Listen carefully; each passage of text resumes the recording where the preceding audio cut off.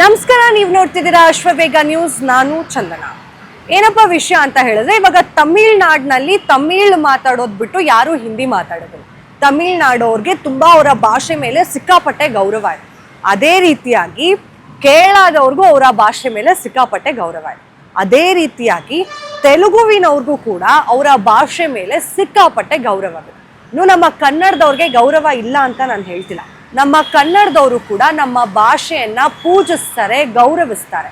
ಆದ್ರೆ ಆ ಕಡೆಯಿಂದ ಈ ಕಡೆಗೆ ಬಂದಿರುವಂತಹ ಕೆಲವೊಬ್ಬರಿಗೆ ಮಾತ್ರ ಕನ್ನಡನ ಅಗೌರವದಿಂದ ನೋಡೋರಿಗೆ ಮಾತ್ರ ಯಾವಾಗಲೂ ನಾವು ಅವರಿಗೆ ಸರಿಯಾದ ಪಾಠವನ್ನ ಕಲಿಸ್ತಾನೆ ಇರ್ತೀವಿ. ಅಂಡ್ ನಮ್ಮ ಕನ್ನಡದವ್ರಿಗೆ ನಮ್ಮ ಕನ್ನಡದ ಮೇಲೆ ಸಿಕ್ಕಾಪಟ್ಟೆ ಹೆಮ್ಮೆ ಹಾಗೂ ಗೌರವ ಇದೆ.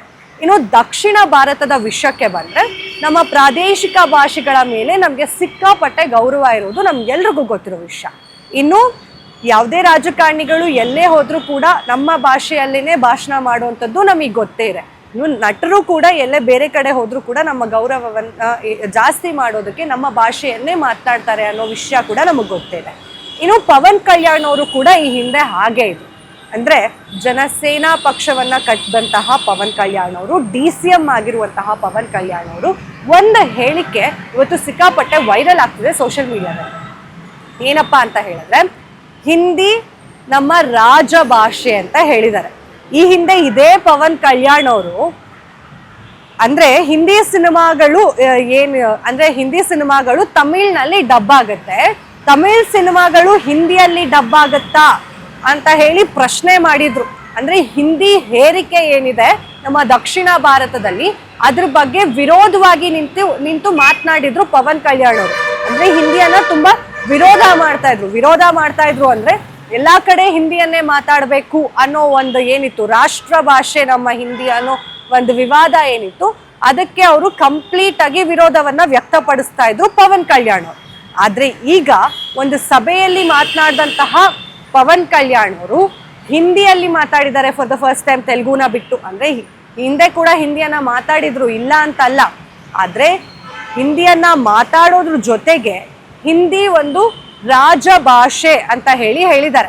ಅಂಡ್ ಹಿಂದಿಯಲ್ಲಿ ಮಾತಾಡ್ತಾ ಅವ್ರು ಅದಕ್ಕೆ ವಿವರಣೆ ಕೂಡ ಕೊಟ್ಟಿದ್ದಾರೆ. ಏನಪ್ಪಾ ಅಂತ ಹೇಳಿದ್ರೆ, ನಾನು ಯಾಕೆ ಹಿಂದಿಯಲ್ಲಿ ಮಾತಾಡ್ತಿದ್ದೀನಿ ಅಂದ್ರೆ, ಅದಕ್ಕೆ ಆದಂತಹ ಒಂದು ಸ್ಥಾನಮಾನ ಇದೆ, ಅದು ರಾಜ ಭಾಷೆ ಇದೆ, ಅದಕ್ಕೆ ಆದಂತಹ ಒಂದಷ್ಟು ಭಾವನೆಗಳಿದೆ ಅಂತ ಹೇಳಿ ಒಂದು ಹೇಳಿಕೆಯನ್ನ ಕೊಟ್ಟಿದ್ದಾರೆ.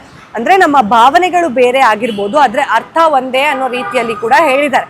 ಈ ಹಿಂದೆ ತೆಲುಗುವನ್ನ ಪೂಜಿಸ್ತಾ ಇದ್ದಂಥವ್ರು, ಎಲ್ಲೇ ಹೋದ್ರು ತೆಲುಗುನಲ್ಲೇ ಮಾತಾಡ್ತಾ ಇದ್ದಂತಹ DCM ಪವನ್ ಕಲ್ಯಾಣ್ ಅವರು ಪ್ರಾದೇಶಿಕ ಭಾಷೆಯನ್ನ ಬಿಟ್ಟು ಇವತ್ತು ಹಿಂದಿಯಲ್ಲೇ ಮಾತಾಡಿದ್ದಾರೆ.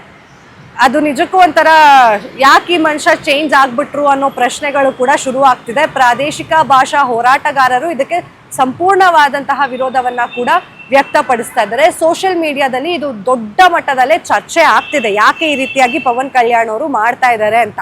DCM ಆಗೋಕ್ಕೂ ಮುಂಚೆ ಒಂಥರ ಇದ್ರು, DCM ಆದ್ಮೇಲೆ ಒಂಥರ ಇದ್ರು ಅನ್ನೋ ಮಾತುಗಳು ಕೂಡ ಕೇಳಿ ಬರ್ತಾ ಇದೆ. ಇದು ಎಲ್ಲಿವರೆಗೂ ಹೋಗಿ ಮುಟ್ಟುತ್ತೆ ಅನ್ನೋದನ್ನ ಕೂಡ ನಾವು ಕಾದ್ ನೋಡ್ಬೇಕಾಗಿದೆ. ಮತ್ತಷ್ಟು ಅಪ್ಡೇಟ್ಸ್ಗಾಗಿ ಫಾಲೋ ಮಾಡಿ ಅಶ್ವವೇಗ ನ್ಯೂಸ್.